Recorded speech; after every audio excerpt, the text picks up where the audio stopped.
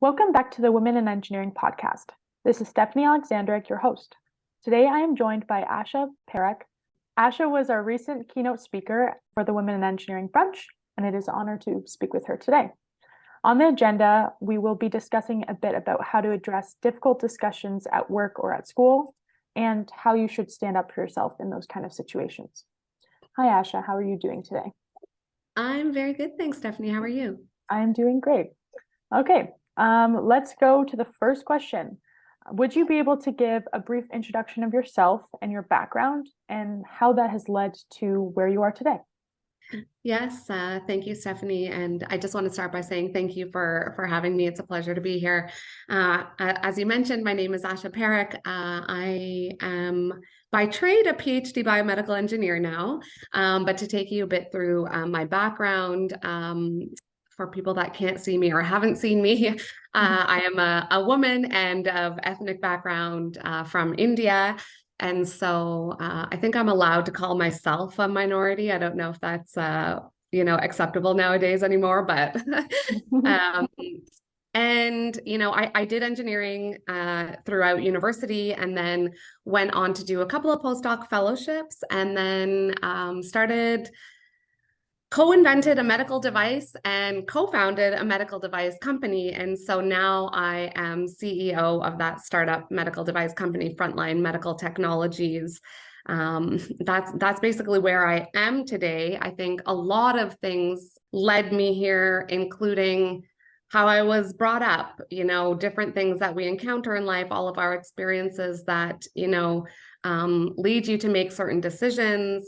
Reflect on what you want to do in life and why. I think that's really important as well. And I couldn't be happier with what I'm doing right now. So I wouldn't change anything, but I'd be happy to answer any specific questions you have. But that's basically where I am right now. What discipline did you do within your undergrad? So I did my undergrad in biochemical and environmental engineering. Biomedical engineering was not an undergraduate option at that time. So I'm very happy to see that it is now, but I did not have that. And then in grad school, I went over to biomedical engineering. On to the next question. Within your experience in school and now that you are working, what sort of conflict or difficult situations have you been put in?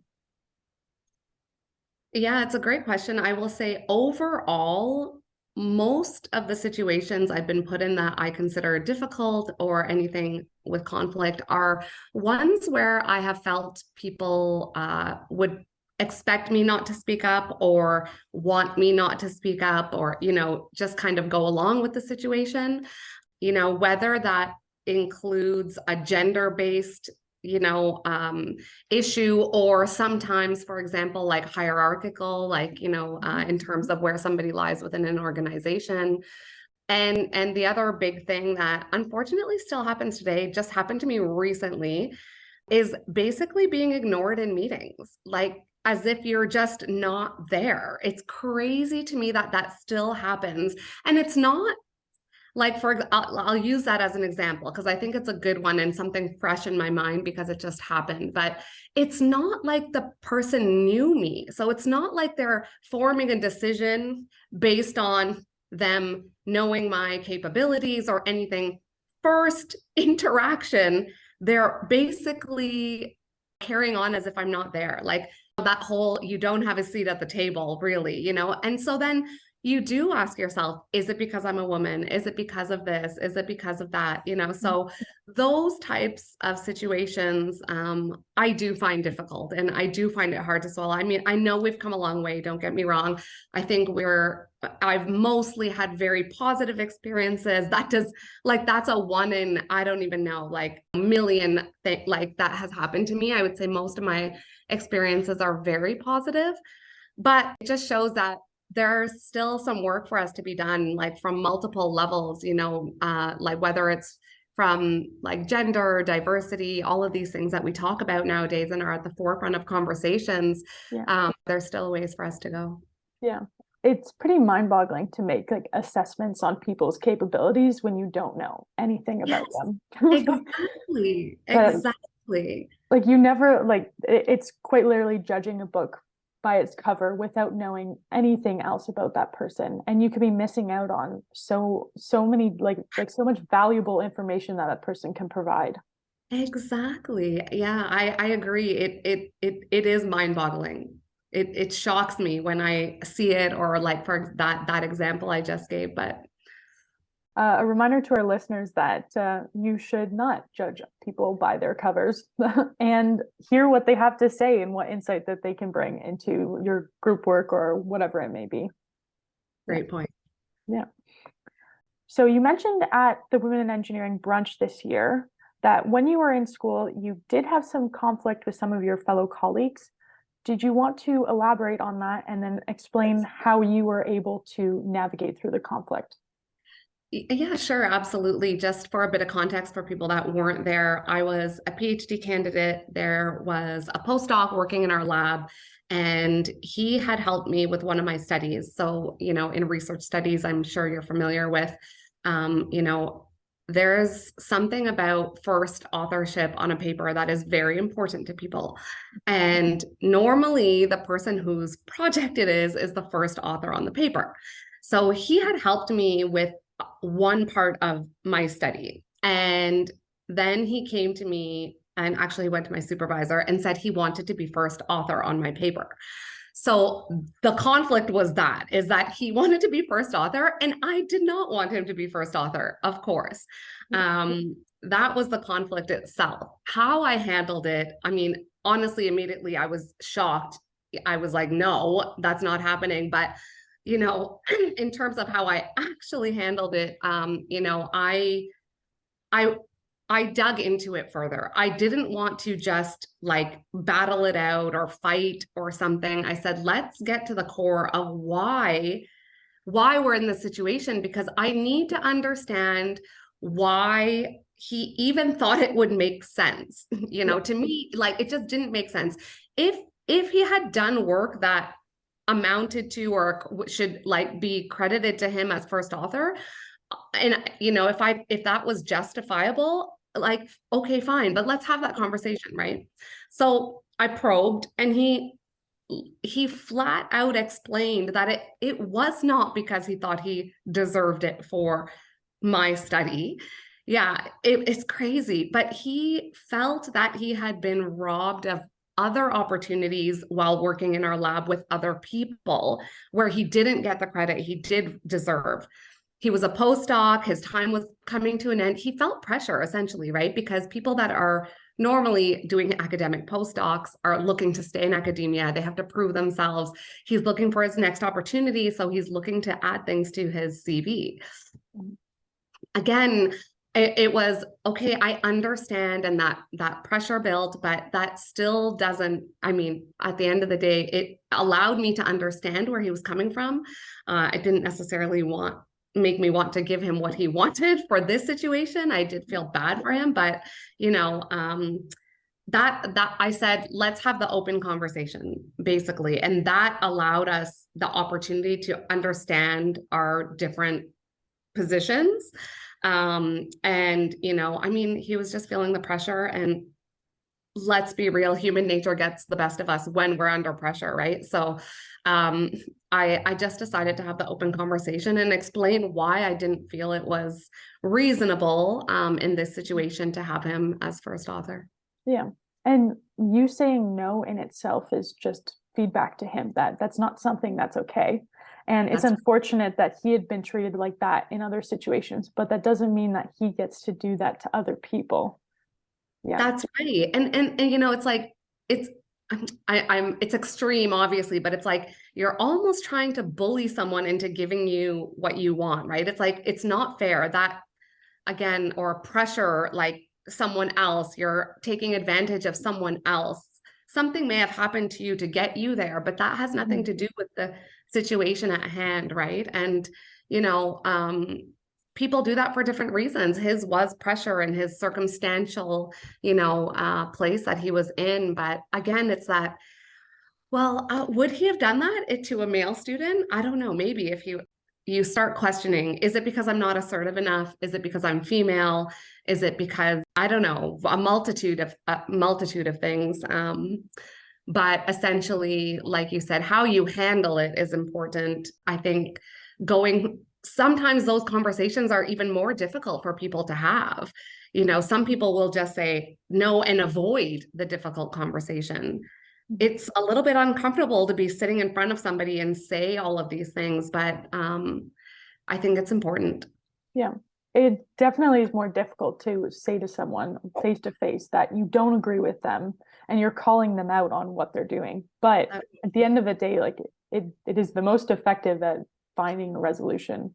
Yeah. Yes, that's right. I mean, what if we had the conversation and he had very justifiable points as to why he should be first author? Like that, it didn't happen, but it very well could have been an outcome that, hey, actually, like I need to rethink why, all of these things are the way they are, and I need to consider things that I hadn't. So yeah, yeah, you need to talk to each other.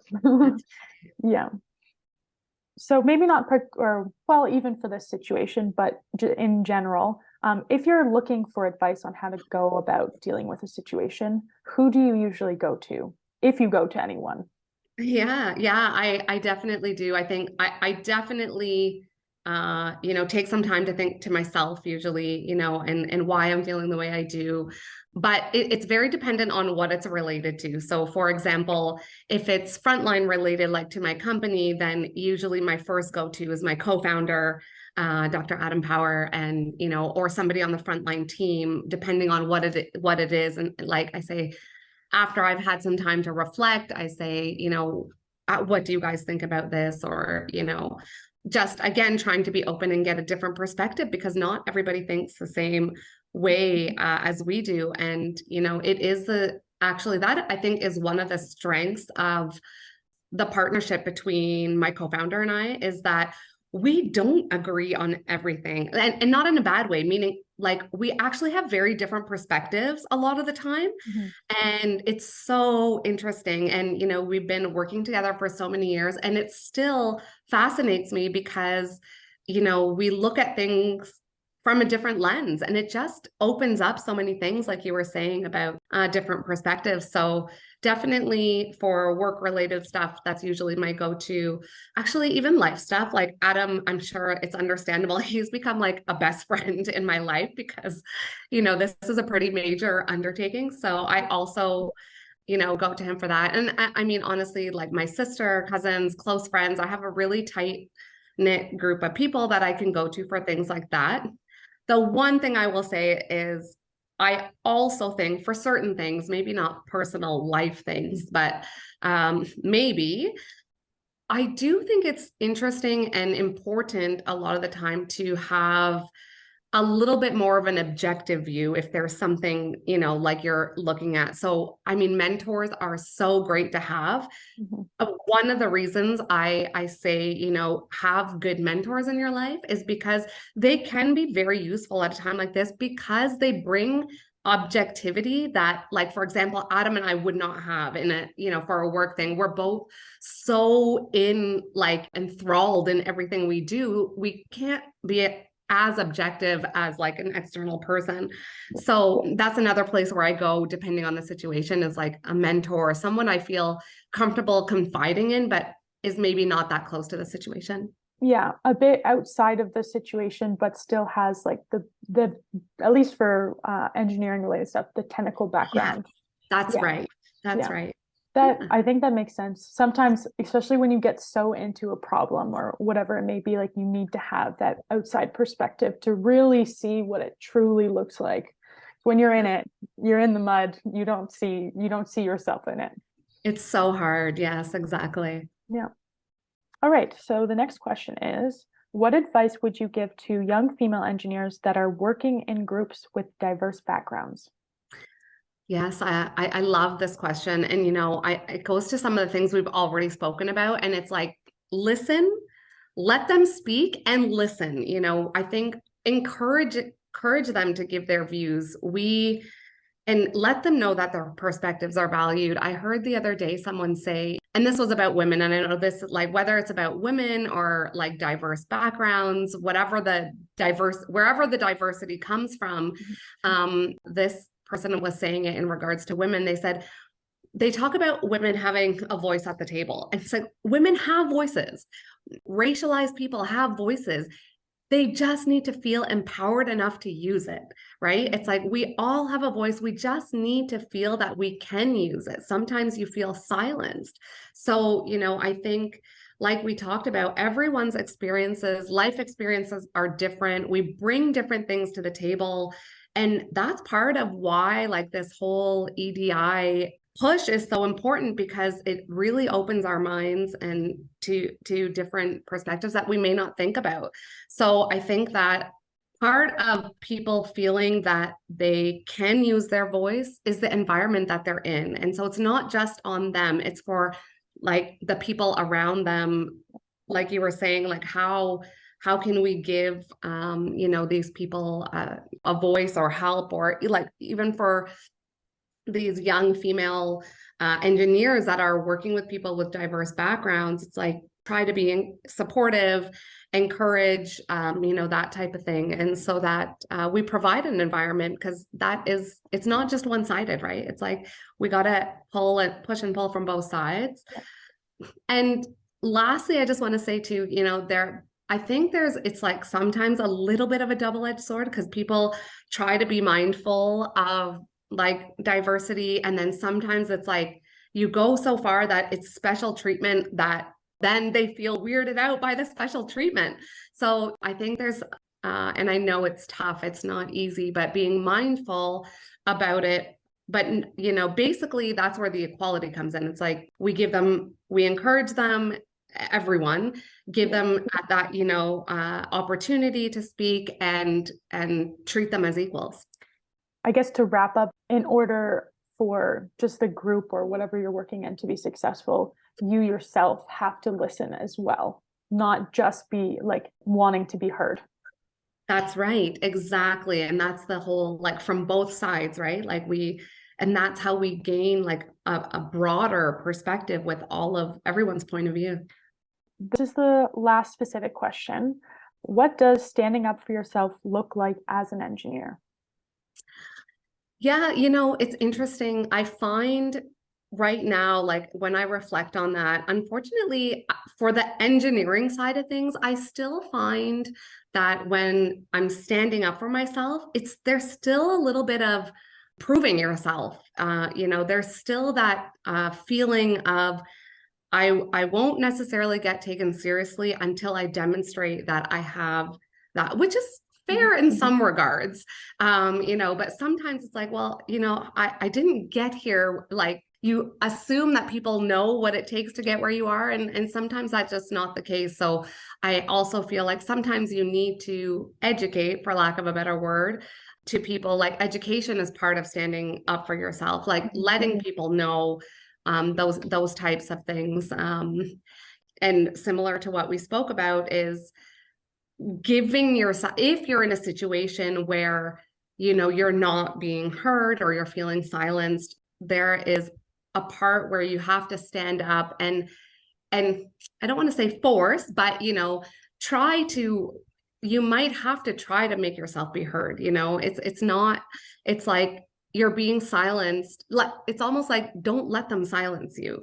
That's standing up for yourself. They can try, but don't let them silence you. You need to also stand up for yourself in that sense and give yourself a voice at the table if you have to, if you can. If you have a valid opinion and you have the technical background to back that up, and you genuinely believe that you have a solution that is valid, then you should be saying it. At the end of the day, that just improves design, improves engineering work. So yeah, I guess sometimes you do just have to show, I do know what I'm talking about, and I think this is a good idea. I agree.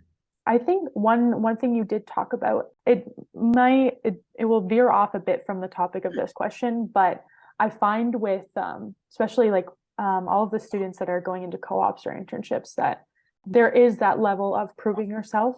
Now, I don't know what that looks like in comparison to necessarily my male peers, but I've definitely felt that there needs to be the level of proof. But I think that's also kind of necessary to show that your like mentor engineers or whatever senior engineers you're working under, that you are capable of learning and that kind of thing. That's right. That's right. And, yeah, you're right. It makes sense in certain contexts, and it makes sense, in that progression. But yeah, I agree. It's important to recognize. Yeah. But later down the road, when you have proven yourself, Yes. then you should have a voice at the table, because you should be, or you are there as everyone else is there for the same reason.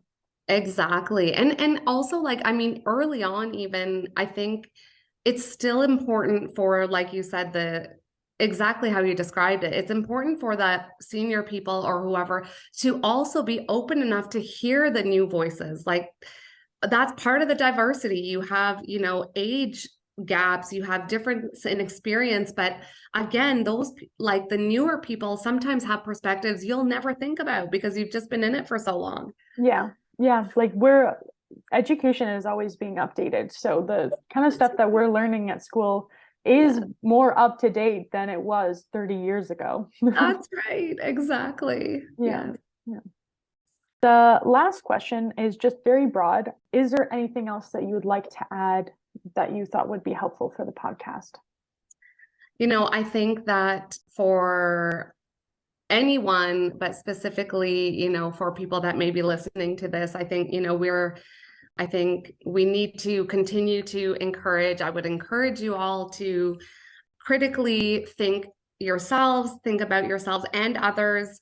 We're all, like you just said, literally my thoughts we're all on a journey of life that is, we're constantly growing and learning still. It doesn't stop once you're out of school. It doesn't stop at a certain point. Life experiences help us grow. And so, I think we should just try to be understanding of that and aware of others and ourselves. And I think that in general, obviously this is like my, like, rose goggled, let's make the world a better place. But it's like, I do think that is what makes for more mindful contributions to the world.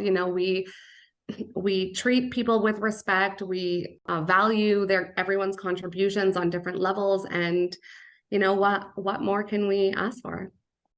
I want to say thank you to Asha for coming in today. Thank you, Stephanie. I just want to say thank you again for having me. It's been a pleasure speaking with you today, and I look forward to keeping in touch. And please feel free to share my contact information with the listeners.